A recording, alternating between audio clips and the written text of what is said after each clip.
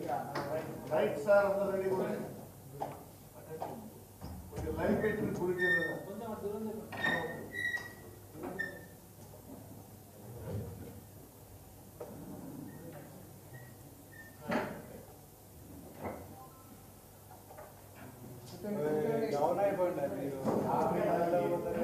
Hello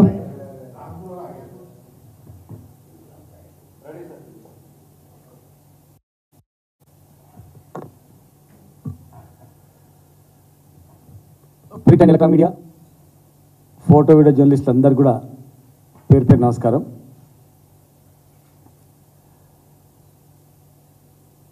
BRS party అంటే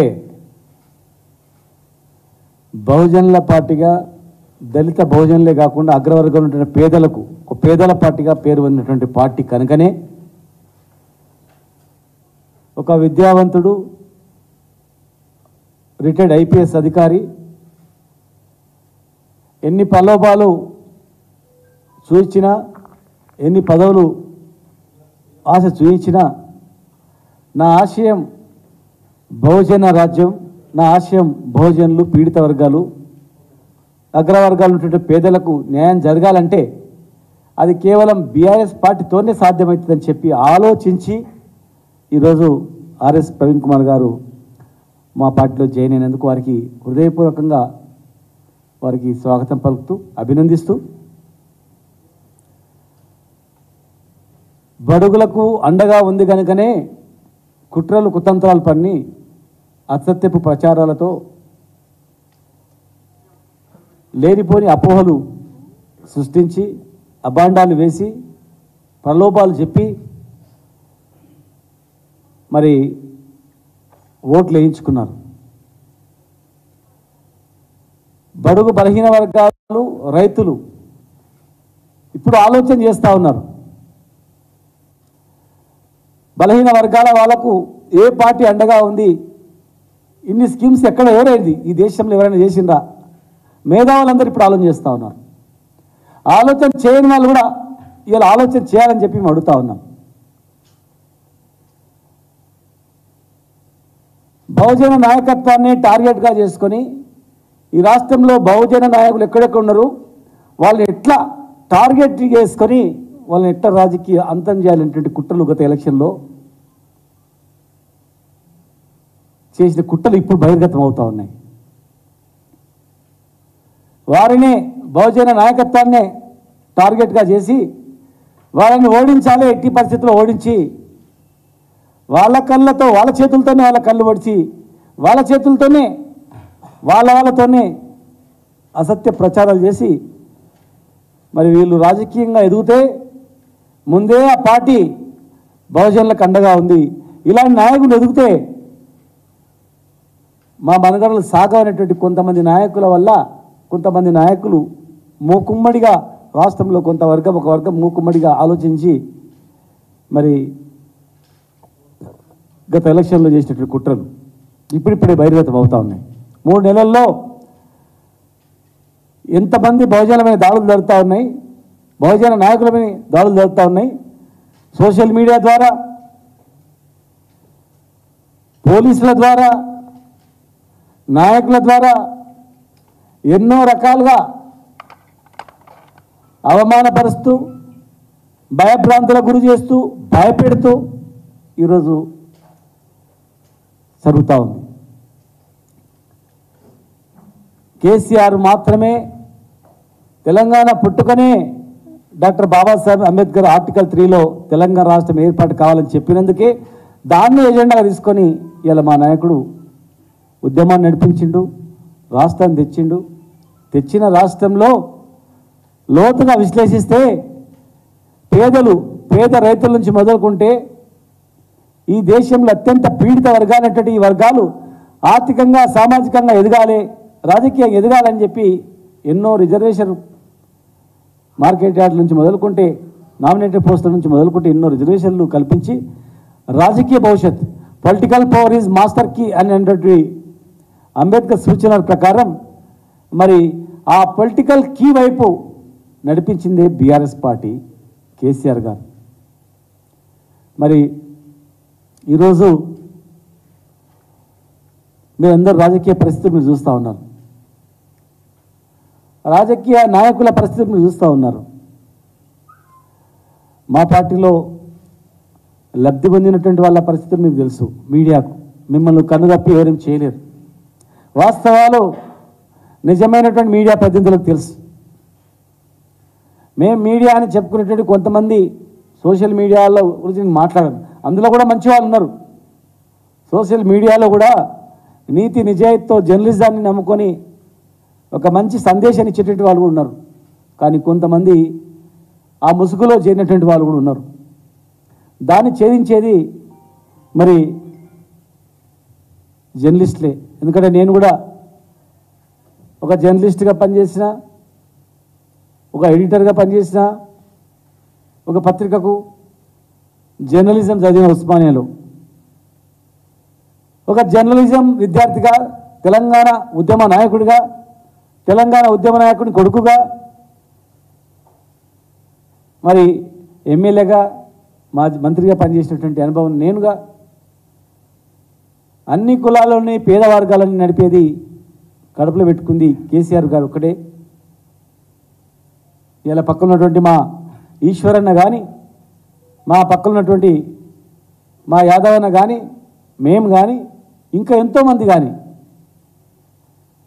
సిద్ధాంతాలకు కట్టుబడి పార్టీని నమ్ముకొని, నాయకుడిని నమ్ముకొని ఆనాడు ఉద్యమంలో మేము అడుగుజాడలేసినాం, అడుగులో అడిగేసినాం. బెదిరింపులకు భయపడకుండా, ఆనాటి ఆంధ్ర నాయకత్వానికి బెదిరింపులకు భయపడకుండా కొట్లాడినాం. మరి ఈరోజు కూడా తెలంగాణ తెచ్చుకున్న తర్వాత కూడా ఆ రోజు ఎవరైతే అవమానాలు చేసిండ్రో, ఆ రోజు ఏదైతే మీద అసత్య ప్రచారం చేసిండ్రో, ఇంకా కొంతమంది అక్కడక్కడ అదే ముసుగులో ఉన్నటువంటి వాళ్ళు ఎన్ని రకాలుగా తెలంగాణ నాయకులను, తెలంగాణ నాయకత్వాన్ని, తెలంగాణ రాష్ట్రాన్ని విచ్ఛిన్నం చేయడానికి, ఎదుగుతున్నటువంటి తెలంగాణను ఓరలేక దీన్ని చిన్నభిన్నం చేయడానికి ఎంతమంది ప్రయత్నం చేస్తుండ్రో మీరుగా ఒకసారి ఆలోచన చేయాలని చెప్పి ఈరోజు కవిత గారి అరెస్ట్ కూడా మేము ఖండిస్తూ ఉన్నాం. ఎందుకంటే దేశంలో ఇంకా చాలా ఉన్నాయి. లక్షల కోట్లు మింగినటువంటి వాళ్ళు, విదేశాల్లో పోయి హాయిగా ఉన్నటువంటి వాళ్ళు, బ్యాంకులు ఎగ్గొట్టి లక్షల కోట్లు తీసుకొని పోయినటువంటి వాళ్ళకు మరి ఎంతోమంది ఉన్నారు. ఇక్కడ కేసీఆర్ గారిని టార్గెట్ చే ఇవన్నీ జరుగుతూ ఉన్నాయి. ఒక ఊళ్ళో సోషల్ మీడియాలో పోస్ట్ పెట్టిన వాళ్ళ మీద కేసులు పెట్టడం, తప్పును ప్రశ్నిస్తే కూడా దాని మీద కేసులు పెట్టడం, వెతికి ఎక్కడెక్కడ ఉన్న అప్లికేషన్స్ అందేసి టార్గెట్ చేసుకోవడం, కేవలం బహుజనుల నాయకత్వాన్ని టార్గెట్ చేసుకోవడం. ఇది తెలంగాణ సమాజం అన్నీ గమనిస్తూ ఉన్నాయి. అధికారంలో వచ్చినంత మాత్రాన భయభ్రాంతులకు గురి చేసి లోపరుచుకోవాలంటే కాదు. ఈ గడ్డ మీద నక్సలైట్ ఉద్యమం ముట్టుకొచ్చింది, ఈ గడ్డ మీద సాయుధ పోరాటం ముట్టుకొచ్చింది, ఈ గడ్డ మీద తెలంగాణ ఉద్యమం ముట్టుకొచ్చింది. ఈ గడ్డ మీద ఏదో ఒక రోజు అతి భయంకరమైనటువంటి మరొక ఉద్యమం ఖచ్చితంగా పుట్టబోతా ఉంది. 100%. ప్రాణాలకు భయపడేటువంటి మనస్తత్వం ఈ గడ్డ మీద ఉండదు.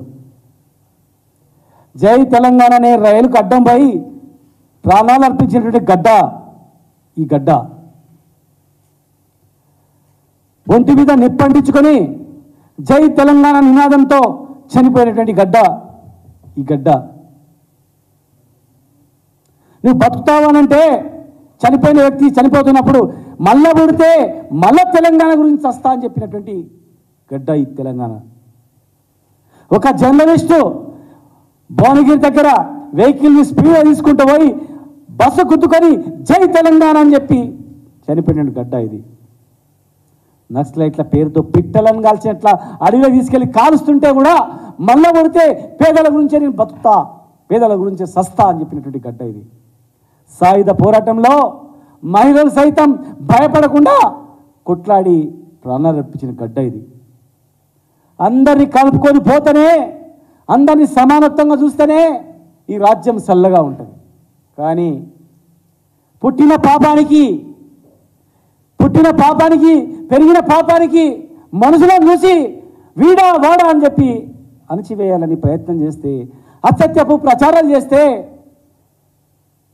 చిన్న చూపు చూస్తే, తెలియకుండా గోడసాటు నుండి వెకిలి చేష్టలు చేస్తే, అవమానాలు గురి చేయాలని ప్రయత్నం చేస్తే, నా పేరు వస్తలేదు కదా వాళ్ళ మీద పోతుంది కదా అని చెప్పి చేస్తే సమాజం మేల్కొని ఉంది. ఇక్కడ తెలంగాణ సమాజం చూస్తూనే ఉంది ఇక్కడ. కనుక అలాంటి ప్రక్రియలు మంచి కాదు. మళ్ళీ ఈ రాష్ట్రంలో అలాంటి ఉద్యమాలు పుట్టొద్దు, ప్రాణాలు పోవద్దు. సుభిక్షంగా ప్రశాంతంగా ఉండాలంటే ఎవరు పరిపాలించినా ఆ పరిపాలన అనేది పారదర్శకంగా ఉండాలి తప్ప పుట్టిన పాపానికి అణచివేలేటువంటి ప్రయత్నాలు జరగొద్దు. అది మంచిది కాదు సమాజానికి. ఇన్ని ఉద్యమాలు ఎందుకు వచ్చినాయో ఒక్కసారి ఆలోచన చేసుకోవాల్సింది. నక్సల్బరీ పోరాటం నుంచి, సాయుధ పోరాటం నుంచి, తెలంగాణ పోరాటం నుంచి ఎందుకు వచ్చినాయి? అసమానతలు ఉన్నందుకే, అవమానాలు ఉన్నందుకే, అణచివేత ఉన్నందుకే ఇవన్నీ ఉట్టుకొచ్చినాయి. కనుక ఈరోజు మరొక ఉద్యమానికి పురుడు పోయకముందే నాయకులందరూ పార్టీలు జాగ్రత్త ఉంటేనే మంచిగా ఉంటుంది. కనుక నేను ఇదే మహబూబ్నగర్లో మా నాన్నను 69లో కత్తిపోట్లకు గురి చేస్తే పోలీసులు 69 ఉద్యమంలో మేము పెరుగుతున్న క్రమంలో తెలంగాణ గురించి సచ్చినా సరే బిడ్డ చివరి వరకు ఉన్నామని చెప్పిండు మా నాన్న. చివరి వరకు ఉన్నాం, తెలంగాణ తెచ్చుకున్నాం. నాయకత్వం వహించిన మా నాయకుడు కేసీఆర్ గారు రమ్మంటే ఉద్యమాల్లోకి వచ్చినాం. కానీ ఎక్కడనో హైదరాబాద్లో విలాసవంతంగా ఉండాలంటే ఇక్కడ ఉండలే. నా జిల్లా రైతాంగం ఉన్న జిల్లా, పేద జిల్లా, వలసల జిల్లా, దీన్ని బాగు చేసుకోవాలని వచ్చినాం.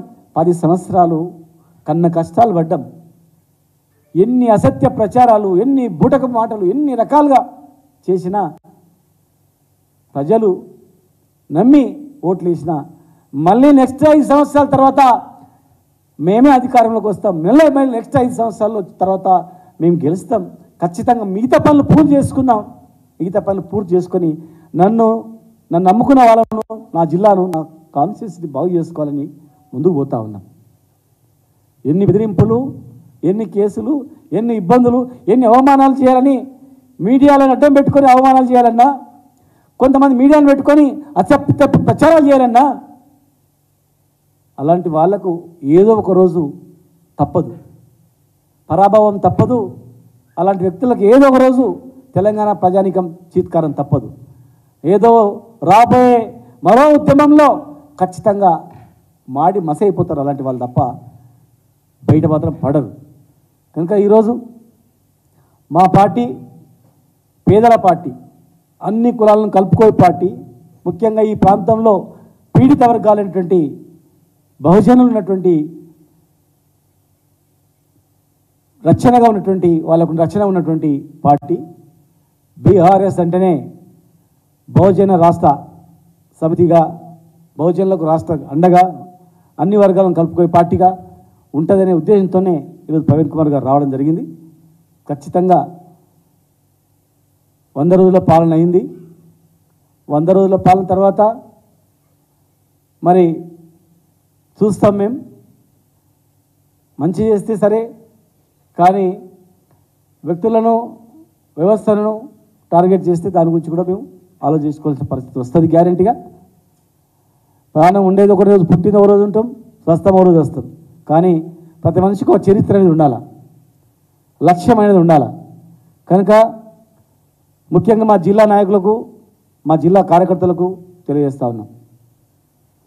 జిల్లాకు వచ్చింది, మహబూబ్నగర్ జిల్లాకు వచ్చింది జిల్లాను బాగు చేసుకోవడానికి, అన్ని వర్గాలను కలుపుకొని అందరినీ బాగు చేసుకోవడానికి, పేద రైతులను అండగా ఉండడానికి, పేద కులాలకు పేద వర్గాలకు అండగా ఉండడానికి వచ్చినాం. తెలంగాణ తెచ్చుకున్నాం, తెచ్చిన నాయకుని వెంబడి ఉన్నాం, తెచ్చిన నాయకుని వెంబడి ఉంటాం. ఖచ్చితంగా మళ్ళీ మేము చేసిన కన్నా ఎక్కువ చేస్తారని ఓట్లు వేసిండ్రు. వాళ్ళు అన్ని హామీలు నెరవేర్చుకుంటే, అన్ని హామీలు నెరవేరిస్తే ఖచ్చితంగా ప్రజలు వాళ్ళు వెంబడి ఉంటారేమో. మరి నెరవేర్చకపోతే ఖచ్చితంగా ఆ పాలనకి ఈ పాలనకు బేరీ చేసుకొని ప్రజలు మన వైపే ఉంటారు.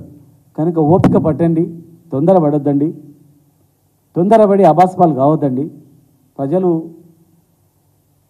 గమనిస్తుంటారు. నిజాయితీగా కట్టుబడి కష్టకాలంలో కలిసి ఉండే వ్యక్తుల లిస్ట్ అనేది సపరేట్గా తయారు ఉంటుంది ప్రజల గుండెల్లో. కనుక మరి ఆ దిశగా మేము ముందుకు వెళ్తామని,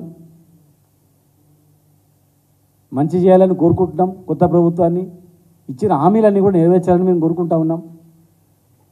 నెరవేరిస్తే సంతోషం, నెరవేర్చకపోతే ఖచ్చితంగా వచ్చే ప్రభుత్వం మాదే ఉంటుంది. బీఆర్ఎస్లో మొన్న చేరినటువంటి ప్రవీణ్ కుమార్ లాంటి వాళ్ళు ఇంకా ఎంతోమంది మేధావులు వస్తారు, ఎంతోమంది వస్తారు. ఖచ్చితంగా పార్టీని మళ్ళీ కాపాడుకుంటారు. కనుక మరి ఆర్ఎస్ ప్రవీణ్ కుమార్ గారికి వారికి శుభాకాంక్షలు తెలియజేస్తూ థ్యాంక్ యూ. ఒక్క నిమిషం సార్. ఓ అయ్యా డిస్టర్బెన్స్ చేయకు. ఒక్క నిమిషం మాట్లాడినాక విడు తమ్ముడు. ఒక్క నిమిషం అందరు మాట్లాడినాక మీరు ఏది అడిగినా చెప్తాం. ఈరోజు తెలంగాణ ఉద్యమ నాయకుడు మాజీ ముఖ్యమంత్రి వర్యులు కేసీఆర్ గారు భారతదేశంలో ఏ నాయకుడు చేయనటువంటి విధంగా పేద వర్గాల పట్ల, బహుజనుల పట్ల అతను తీసుకొచ్చిన సంక్షేమ కార్యక్రమాలు, ప్రజలకు అందించినటువంటి పరిపాలన బ్రహ్మాండంగా ఉందని చెప్పి బహుజన నాయకుడే ప్రవీణ్ కుమార్ గారే కేసీఆర్ గారి పరిపాలన మెచ్చుకొని బహుజన నాయకత్వాన్ని ప్రోత్సహిస్తున్న కేసీఆర్ నాయకత్వంలోనే పేదలకు మేలు జరుగుద్దని చెప్పి మా బీఆర్ఎస్ పార్టీకి వచ్చిన సందర్భంగా వారిని తీసుకొని వారికి ఇంత పెద్ద పార్టీ ప్రధాన కార్యదర్శిగా కూడా వారిని నియమిస్తామని చెప్పడం పట్ల బీఆర్ఎస్ పార్టీ పార్లమెంటు సభ్యునిగా కేసీఆర్ గారికి ప్రత్యేక ధన్యవాదాలు తెలియజేస్తూ ఉన్నాను. ముఖ్యంగా మొదల నుంచి కూడా తెలంగాణ వచ్చిన తర్వాతనే అటు ఎస్సీలకు కానీ, బలహీన వర్గాలకు కానీ, పేద వర్గాలకు కానీ, ఉన్నత వర్గాల్లో ఉన్నటువంటి పేదలకు కానీ మేలు జరిగిందని ఈ సందర్భంగా మీకు మనవి చేస్తూ ఉన్నాం. ఇలా మాలాంటి వాళ్ళం పెద్దల సభ అయినటువంటి రాజ్యసభకు పంపటం, బండా ప్రకాష్ లాంటి వ్యక్తిని కౌన్సిల్ వైస్ చైర్మన్గా చేయటం, ఎంపీ చేయటం, ఇలా నిన్న మళ్ళా రవిచంద్ర గారిని ఒక బీసీ కుటుంబానికి చెందిన వ్యక్తిని మళ్ళా రాజ్యసభ ఒక్కటి వచ్చిన ఇయ్యటం, ఇక్కడ ఉన్నటువంటి మాజీ మంత్రులు శ్రీనివాస్ గౌడ్ గారు కానీ, పెద్దలు కొప్పుల ఈశ్వర్ గారు కానీ ఇవాళ పరిపాలనలో భాగస్వామ్యం అయ్యి ప్రజలకు సేవ చేసే అవకాశం కల్పించిన నాయకుడు కేసీఆర్ అని ఈ సందర్భంగా మీకు మనవి చేస్తూ ఉన్నాను. అందుకనే గత తెలంగాణ కేసీఆర్ పరిపాలనను, ఈ 100 రోజుల కాంగ్రెస్ పరిపాలనను ప్రజలు చూస్తున్నారు. ఆచరణ సాధ్యంగానే హామీలు ఇచ్చినటువంటి కాంగ్రెస్ పార్టీ రేవంత్ రెడ్డి గారి పరిపాలనను చూస్తున్నాం. ఏమన్నా మాట్లాడితే దౌర్జన్యంగా దబాయించి మాట్లాడటం, ఒక మంత్రి ఏమో అయ్యా రైతు బంధు రావట్లేదని అడిగితే చెప్పు తీసుకొని కొడతాం ఎవర్రా రైతు బంధు అడిగేటట్టు మాట్లాడటం, పొలాలు ఎండిపోతున్నాయి కాలువలకు నీళ్ళు ఇవ్వండి అంటే దేవుడే దిక్కని చెప్పి మంత్రులు మాట్లాడే పరిస్థితి దిగజారింది. ముఖ్యమంత్రి స్వయంగా పరిపాలన గురించి పట్టించుకోక మాట్లాడితే బొంద పెడతాం, 10 ఫీట్లు లోబడి చేస్తాం, కత్తెర తీసుకొని కత్తిరిస్తా, పేగులు మెడకేసుకొని తిరుగుతా అనేటువంటి నీచ భాషకు ఒక ముఖ్యమంత్రి దిగజారే పరిస్థితి వచ్చింది. ఈ దేశ చరిత్రలో ఏ ముఖ్యమంత్రులు ఇంత దుర్మార్గం మాట్లాడేటువంటి తీరు లేదు. ప్రజాస్వామ్యంగా ఎన్నికైనటువంటి వ్యక్తులు ఈ రకంగా బజార్ వ్యక్తుల కంటే అధ్వానంగా మాట్లాడేటువంటి పరిస్థితికి దిగజారిండ్రు. ఎందుకంటే మాకు 5 సంవత్సరాల కోసం ప్రజలను మోసం చేసి హామీలు ఇచ్చి గెలిచినాం, మమ్మల్ని ఎవరేం చేయలేరు ఏదన్నా అనేటువంటి దురహంకారం వీళ్ళకు ఉన్నదని సందర్భంగా మీకు తెలియజేస్తున్నాం. అయ్యా మేము చెప్పినాం, మా నల్గొండ జిల్లాలో నాగార్జున సాగర్ ఎడవకాల కింద 4.5 లక్షల ఎకరాలు పంట ఎండిపోయే పరిస్థితి వచ్చింది. మీ కర్ణాటక ప్రభుత్వం మీ కాంగ్రెసే ఉంది. వారిని అడిగి ఒక 10 టీఎంసీల నీళ్లు తెచ్చి ఇలా ఏఎంఆర్ కింద కానీ ఎడమ కాలువ కింద కానీ నీళ్లు సాగునీరు త్రాగునీరు లేదయా ఏమని చెప్తే పట్టించుకునే నాదుడు లేడు. దేవుడే దిక్కు అంటున్నారు. దేవుడే దిక్కు అయితే ఈ ముఖ్యమంత్రి ఎందుకు, ఈ మంత్రులు ఎందుకు, ఈ ప్రభుత్వం ఎందుకు? ఓ పక్క కాళేశ్వరం ప్రాజెక్టులో 1-2 పిల్లర్లు వింగిన సందర్భాన్ని తీసుకొని రాజకీయం చేసి అక్కడంగా నీళ్లు ఇచ్చే పరిస్థితి ఉన్న ఇవ్వకుండా మా తుంగతుర్తి, సూర్యాపేట, కోదాడ ప్రాంతంలో 2.5 లక్షల ఎకరాలు ఎండిపోయే పరిస్థితి ఇచ్చిండ్రు. ఇవాళ ఎక్కడికి పోయినా పరిపాలన గురించి వదిలిపెట్టిర్రు.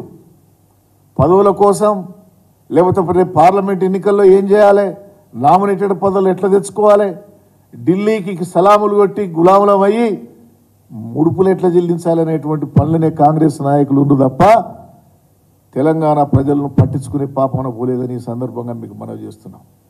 నిజమే కేసీఆర్ గారు అన్నది, ప్రజలను మోసం చేసిరు ఇవాళ కాంగ్రెస్ పార్టీ నాయకులు. ఆనాటి పరిపాలన ఎట్లుండే, ఇవాళ పరిపాలన ఎట్లా ఉంది? మేము నికాసైన గ్రామీణ ప్రాంతాల్లో ఉండేటువంటి వ్యక్తులం. కేసీఆర్ ప్రవేశపెట్టినటువంటి ఉచిత విద్యుత్ కానీ, రుణమాఫీ కానీ, రైతు బంధు కానీ, రైతు బీమా కానీ, కళ్యాణ లక్ష్మి కానీ, ఈ పథకాలన్నీ అసలు వస్తాయా రావా? వీళ్ళు ఇచ్చిన కొత్త హామీలేమో కానీ పాత వాటిని నడుపుతారా, 2000 పింఛనನ್ನು ఇస్తారా, వీళ్ళు ఇయరా అనేటువంటిది అలా ప్రజల్లో భయం పట్టుకునే పరిస్థితి వచ్చింది. తప్పు చేశాం, గ్రహపాటో పొరపాటో కాంగ్రెస్ పార్టీకి ఓటేసి గెలిపించినందుకు ఇలా శిక్ష అనుభవించే పరిస్థితి ఇస్తుందని చెప్పి ఇలా ప్రజలు బాధపడుతున్నారు. అందుకని మేము ఒకటే చెప్తున్నాం, బీఆర్ఎస్ పార్టీ అధికారంలో ఉన్నా ప్రతిపక్షంలో ఉన్నా ఇది పేద వర్గాలను ఆలోచించేటువంటి నాయకుని కేసీఆర్ నాయకత్వంలో ఉన్న పార్టీ. ఇలా హైదరాబాద్ కానీ తెలంగాణ కానీ భారతదేశానికే రోల్ మోడల్ పరిపాలన ఇచ్చిన నాయకుడు కేసీఆర్. ఇలా అంబేద్కర్ భవనంగా సెక్రటేరియట్కు పేరు పెట్టిన, 126 అడుగుల అంబేద్కర్ విగ్రహాన్ని నిర్మించిన, ఒక యాదగిరిగుట్ట పుణ్యక్షేత్రాన్ని నిర్మించిన, ఏ కాళేశ్వర ప్రాజెక్టు కట్టినా సాగునీరు త్రాగునీరు మిషన్ భగీరథ వల్ల ఇచ్చిన అది కేసీఆర్కే సాధ్యమైంది తప్ప వీళ్ళతోటి కాదు అనే పరిస్థితి ఇలా ప్రజల్లో వచ్చిందని ఈ సందర్భంగా తెలియజేస్తున్నా. అందుకనే ఇవాళ ఒకరిద్దరు కొంతమంది మా పార్టీ వాళ్ళు కూడా రాజకీయ లబ్ధి కోసమో వ్యాపారాల కోసమో వాళ్ళ బెదిరింపులకు లోనయ్యో ఏదో ఒకరిద్దరు పోవచ్చుగాక. అయినా కూడా బీఆర్ఎస్ పార్టీ తెలంగాణ కోసం పుట్టిన పార్టీ. కేసీఆర్ దచ్చుడో తెలంగాణ వచ్చుడో అని ఉద్యమం చేసి సాధించిన ఈ తెలంగాణను కాపాడుకునే బాధ్యత కూడా మా మీదనే ఉందని ఈ సందర్భంగా తెలియజేస్తూ, ఖచ్చితంగా తెలంగాణ అభివృద్ధి కోసమే పనిచేసే పార్టీగా మేము ఈ పార్టీని కాపాడుకుంటాం. నిన్న మొన్న కొందరు ఒకరిద్దరు మాజీ శాసనసభ్యులు పోయినా మీరు చూస్తున్నారు. మన హుజూర్ నగర్ మా దగ్గర మాజీ ఎమ్మెల్యే గారు పోయిండ్రు. హుజూర్ నగర్ నుంచి పెద్ద ఎత్తున స్టేట్ పార్టీకి వాళ్ళే వచ్చి, అయ్యా మేము బీఆర్ఎస్ పార్టీని వదులుకోము, ఇన్ని కార్యక్రమాలు చేసిన మమ్మల్ని మరి మీరు పట్టించుకోండి, మేమందరం ఈ పార్టీ అంటూనే ఉంటామని చెప్పి చేస్తే, నేను జిల్లా పార్టీ అధ్యక్షునిగా నేను జగదీష్ రెడ్డి గారు రేపు హుజూర్ నగర్లో బ్రహ్మాండమైనటువంటి బీఆర్ఎస్ పార్టీ జనరల్ బాడీ సమావేశం పెడుతున్నాం వాళ్ళ కోరిక మేరకు. అందుకనే ఉద్యమ పార్టీగా ఉన్న ఈ పార్టీకి తిరిగి ఉండదు. ఖచ్చితంగా రేపు రాబోయే రోజుల్లో మళ్ళా ప్రజలే కేసీఆర్ని దోలాడుకొని, కేసీఆర్ ఎవరికి బీఫామ్ ఇస్తే అతన్ని తీసుకొచ్చి 100 సీట్లకు దగ్గకుండా మళ్ళా పరిపాలన తెచ్చుకునే ఆలోచనలో ప్రజలకు ఉన్నారు. కాబట్టి బీఆర్ఎస్ పార్టీ ఎవరు బెదిరించినా ఎవరు ఏం చేయకపోయినా దీన్ని ఎవరేం కదిలేరని చెప్పి సందర్భంగా తెలియజేస్తున్నాం.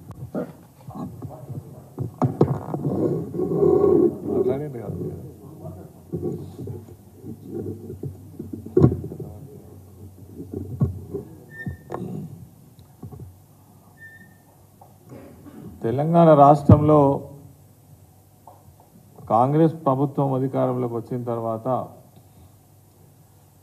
ఈ రేవంత్ రెడ్డి ముఖ్యమంత్రి వ్యవహరిస్తున్న తీరు కానీ మాట్లాడుతున్నటువంటి మాటలను చూస్తే ఏమనిపిస్తుందంటే, ఇదే ప్రభుత్వం గతంలో ఉండి ప్రజలకు చాలా చాలా సేవలు అందించినటువంటి వాళ్ళు మాట్లాడేటువంటి విధానంగా మాట్లాడుతున్నట్టు మనకు అనిపిస్తుంది. మేము అడుగుతున్నాం, ఏదో కారణంతో అధికారంలోకి వచ్చినటువంటి కాంగ్రెస్ పార్టీ ప్రభుత్వం ఇలా ఈ విర్రవీగే మాటలు మంచిది కాదు. మీరు ఇదివరకు ప్రజలకేం చేసిన వాళ్ళు కాదు.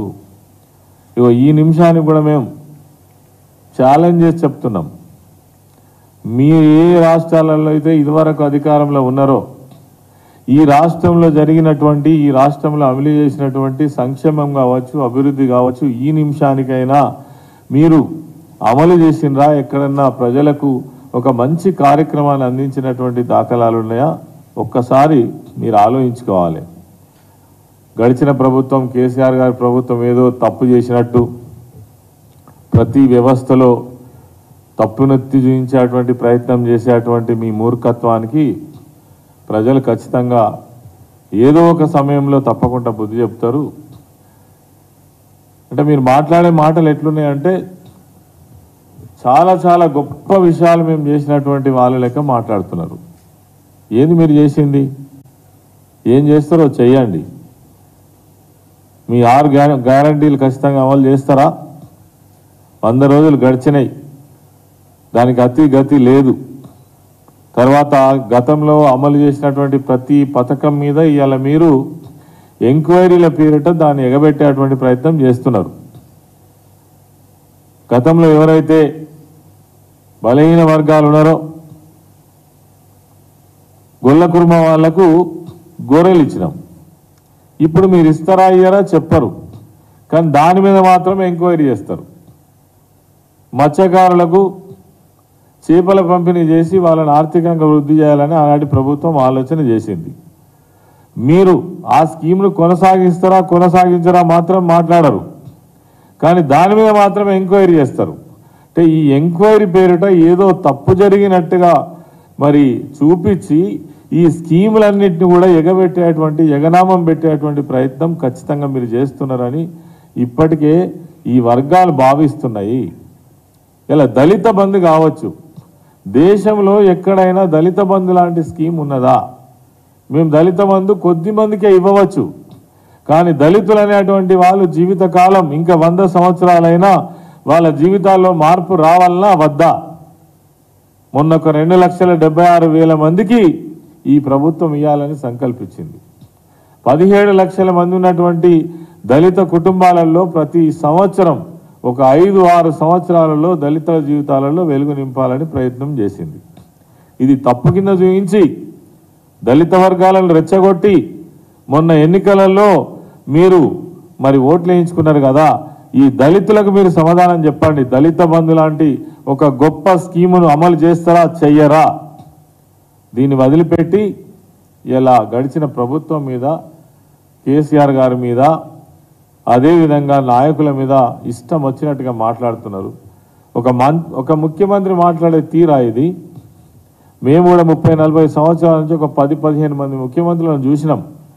ఎవరు కూడా ఇంత చిల్లరగా, ఇంత అలకగా మాట్లాడినటువంటి ముఖ్యమంత్రిని చూడలే. అసలు నువ్వు ప్రతిపక్ష నాయకునివా, ఈ రాష్ట్రానికి ముఖ్యమంత్రివా? నిన్ను చూసి ప్రజలు అనుకరించాలన్నా? నువ్వు ఈ రాష్ట్రానికి ప్రథమ పౌరునివి. నువ్వు మానవ బాంబై పేల్తావా? నువ్వు ఈ ప్రభుత్వాన్ని ఎవరైనా విమర్శిస్తే తొక్కిస్తావా? కనుగుడ్లు వీకి గోళీలు ఆడతావా? పేగులు తీసి మెడకేసుకుంటావా? ఇదా నువ్వు మాట్లాడాల్సిన భాష?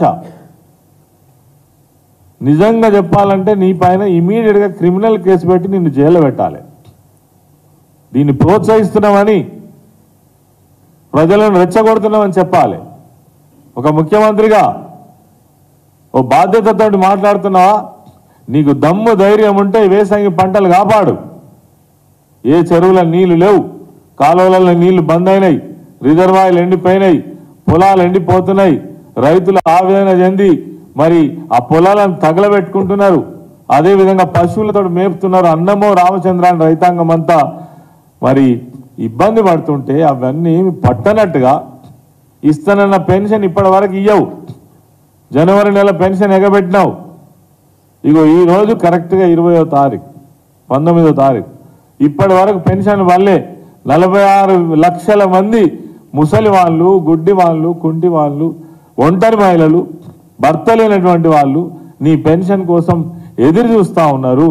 దీనికేమో దిక్కు లేదు, రైతు బంధుకు దిక్కు లేదు, మీరు అన్న ఏ మాటకి ఇప్పటి వరకు సమాధానం లేదు. ఎందుకు ఇవ్వలేదు ఇప్పటి వరకు? 100 రోజులలో ఇస్తానన్నటువంటి రేషన్ కార్డు ఎందుకు ఇవ్వలేదు? ప్రకటించినవి తప్ప ఏదన్నా ఒక్కటన్నా అమలు జరిగిందా? సమాధానం చెప్పు. అది మాట్లాడకుండా ఎవడైనా ప్రభుత్వం నుంచి మాట్లాడితే బెదిరిస్తాం, కేసులు పెడతాం, వ్యతిరేకంగా మాట్లాడనీయం, తొక్కేస్తాం. ఇదా ప్రజలు కోరుకుంటారా దీన్ని? ఒక ముఖ్యమంత్రిగా ప్రజలు ఆశించేది ఇదేనా? ఈ మాటలేనా? రైతు బంధు రాదంటే నిజంగానే మీ మంత్రులు మీరు ఈ విధమైన భాష మాట్లాడవచ్చునా? చెప్తూ కొట్టండి అని. ఇంతకంటే దుర్మార్గమైనటువంటి విధానం ఇంకోటి లేదు. తప్పకుండా ప్రజలు నిశ్చితంగా దీన్ని పరిశీలిస్తున్నారు. ఒక సమయం అంటూ వస్తుంది, ఒక కారణంతో ప్రభుత్వంలోకి రావచ్చు. కానీ మేము ఇప్పటికి కూడా గర్వంగా చెప్పగలుగుతాం, ఈ రాష్ట్రంలో జరిగినటువంటి అభివృద్ధి కావచ్చు, సంక్షేమం కావచ్చు, అదేవిధంగా ఇరిగేషన్, అదేవిధంగా రైతానికి అమలు చేసినటువంటి కార్యక్రమాలు కావచ్చు, దేశంలో ఇప్పటి వరకు ఎక్కడ లేవని ఖచ్చితంగా చెప్పగలుగుతాం. నీకు దమ్ము ధైర్యం ఉంటే కేసీఆర్ గారి కంటే, గడిచిన ప్రభుత్వం కంటే గొప్పగా చేసి చూపించు, మాటలు చెప్పుడు కాదు. అదేవిధంగా ఈరోజు ఒక మంచి పరిణామం, ఆర్ఎస్ ప్రవీణ్ కుమార్ గారు బీఆర్ఎస్ పార్టీలో చేరడం. వారు గతంలోనే ఒక అంబేద్కర్ వాదిగా, ఒక బహుజన సమాజానికి సేవలు అందించాలనే ఉద్దేశంతో మరి వారి యొక్క ప్రస్థానం ప్రారంభమైనప్పటికీ అనేక ఒత్తిళ్ల వల్ల ఆయన మరి సాగేటువంటి బాటను అడ్డుకోవడంతో మరి బీఆర్ఎస్ పార్టీలో ఉంటే తగినటువంటి న్యాయం చేయవచ్చు. ఇప్పటికే గడిచిన ప్రభుత్వంలో అన్ని వర్గాలకు సేవలు అందించినటువంటి ప్రభుత్వాన్ని భావించి ఒక మేధావిగా మరి బీఆర్ఎస్ పార్టీలో నిన్న చేరడం చాలా సంతోషం, నిజంగా కూడా ఆహ్వానించదగ్గ విషయం. ఈ బాటలో అనేక మంది కూడా ఇంకా ఆలోచన చేయాలని కూడా కోరుతా ఉన్నాం. అదేవిధంగా ఈరోజు చాలామంది పార్టీలో ఉండి అనేక పదవులు అనుభవించి అనేక గౌరవాన్ని పొంది పార్టీ కష్టకాలంలో ఉన్నప్పుడు మరి ఇలా పార్టీని వదిలిపెట్టిపోతా ఉన్నారు. వాళ్ళని చూస్తే ప్రజలు నిజంగా కూడా జాలిపడరు. సమయం వచ్చినాడు వాళ్ళకు కూడా తగిన గుణపాఠం కూడా చెప్తారు. ఎందుకనంటే బీఆర్ఎస్ పార్టీ సాధారణమైన పార్టీ కాదు. తెలంగాణ రాష్ట్రం కోసం పోరాటం చేసి తెలంగాణ రాష్ట్రాన్ని సాధించి 10 సంవత్సరాలలో అన్ని వర్గాలకు మరి మంచి సంక్షేమాన్ని, అభివృద్ధిని అందించినటువంటి రాష్ట్రం తెలంగాణ రాష్ట్రం.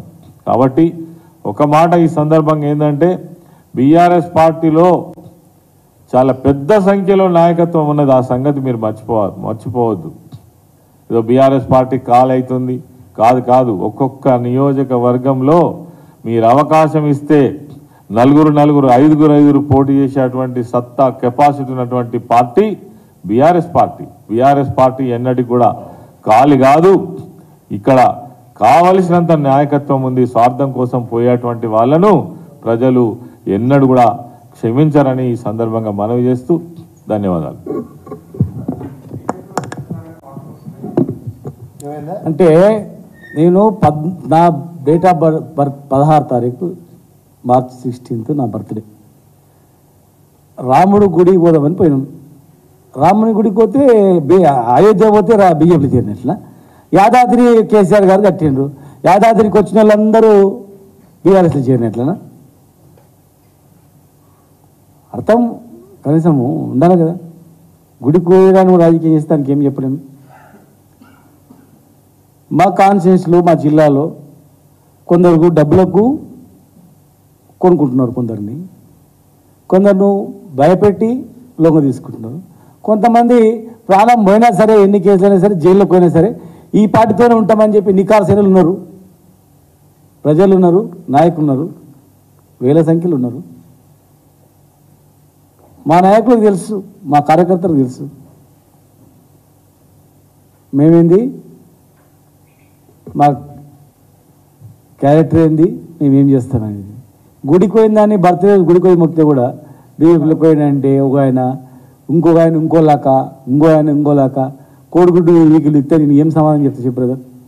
ఏమైనా అర్థం పడతా ఉందా? ఇంకో న్యూస్లో అయితేనే అసలు సంబంధం లేని విషయాలు పెడుతున్నారు. అంత ఏమైనా అర్థం ఉండాలా వాళ్ళ మీద లీగల్గా యాక్షన్ కూడా మీరు అడ్వకేట్స్తో మాట్లాడండి. ఒక ఛానల్ అయితే అసలు అన్ని ఛానళ్ళు ఉన్నాయి, మంచిగా ఒక పద్ధతి ఉంది. ఆ లిక్కర్ కేసులో కూడా అది ఏదో విచారణ జరుగుతుంది అయితే దానిలో వీళ్ళు ఉన్నారు వాళ్ళు ఉన్నారు అత్యధిక ప్రచారం ఏమైనా అర్థం ఉంది దానిలో? ఒక నివేదిక ఇచ్చి ఎవరో ఉన్నదని చెప్పి రిపోర్ట్ ఇచ్చిన తర్వాత ఎవరిదంటే వాళ్ళు పేరు పెట్టి డిమోరలైజ్ చేయడము, డిఫేమ్ చేయడము, దానికి లీగల్ యాక్షన్ తీసుకోవడానికి లీగల్గా అడ్వకేట్స్ కూడా టీం ఏర్పడదు కనుక అటువంటి దాని మీద డిఫర్మేషన్ సూట్స్ కానీ లీగల్ యాక్షన్స్ కానీ అవసరం అనుకుంటే ఇంకా ఉంటే క్రిమినల్ యాక్షన్ కానీ వేరే హ్యూమన్ రైట్స్ కానీ రకరకాల వాళ్ళకి ఇవ్వాలని చెప్పి ప్లాన్ చేస్తా ఉన్నాం. అది మంచి పద్ధతి కాదు. అది ప్రచారాలు అనేటివి ఏదైనా ఊహాజనితంగా ఉండొద్దు. నీ భార్య మీదనో నీ పిల్లల మీదనో నీ తమ్ముడి మీదనో నీ అన్న మీదనో ఏదైనా వచ్చిందనుకో నీకు ఎట్లా అనిపిస్తుంటుంది? నీ కుటుంబం మీద రాసేవాడు కానీ చిత్రీకరించేవాడు కానీ ఒకసారి అనుకోవాలా. దీనివల్ల వాళ్ళ కుటుంబాలు వాళ్ళ నాయకులు వాళ్ళ కార్యకర్తలు ఏ రకమైనటువంటి ప్రభావం ఉంటుంది. అనవసరమైనటువంటి ఒకరి మనసుని బాధ పెడితే ఏమైనా ఉంటుందా? మనం మనసులో మనకు కుటుంబం ఉంది, మనకు భార్య పిల్లలు ఉన్నారు, ఆవిడ చేయాలి కదా. ఏది పడుతుంది బదనాం చేయాలని చూస్తే ఏమన్నా ఉంటుంది? అది అర్థం ఉంటుందా? అది పైశాచిక ఆనందం అంతే. కానీ అది మళ్ళీ వాళ్ళకు వాళ్ళ కుటుంబాలకు కూడా పునరావృతం అవుతుంది, జరుగుతుంది.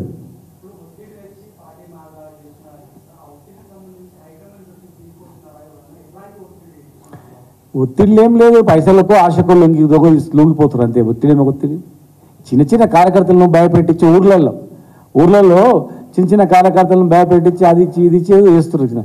నాయకులు ఏం భయపడతారు? ఆర్తి అన్నాడో నాయకులు అయితే ఒక ఎమ్మెల్యే అయ్యిండు, ఒక ఎంపీ అయ్యిండు, ఒక జిల్లా పరిషత్ చైర్మన్ అయిందంటే ఉట్టి ఉంటాడా? ఆ స్థాయికి పోయినాడు. అది వాళ్ళ సొంతం ఆశకు వాళ్ళ సొంత స్వలాభం గురించి పోతారు తప్ప వేరే ఏముండదు అక్కడ. ఇప్పుడు ఇక్కడ అయిపోయిన పని 5 ఏళ్ళు ఉట్టి ఉండాలి కదా. మళ్ళీ 5 ఏళ్ళలో మళ్ళీ చేసుకోవచ్చు, మళ్ళీ వచ్చినప్పుడు మళ్ళీ రావచ్చు అని అనుకుంటారే వాళ్ళు. కానీ ఒకసారి నిన్ననే మా సార్ చెప్పిండు, బయటికి పోయిన వాళ్ళు మళ్ళీ వాపస్ వచ్చేది లేదని చెప్పిండు.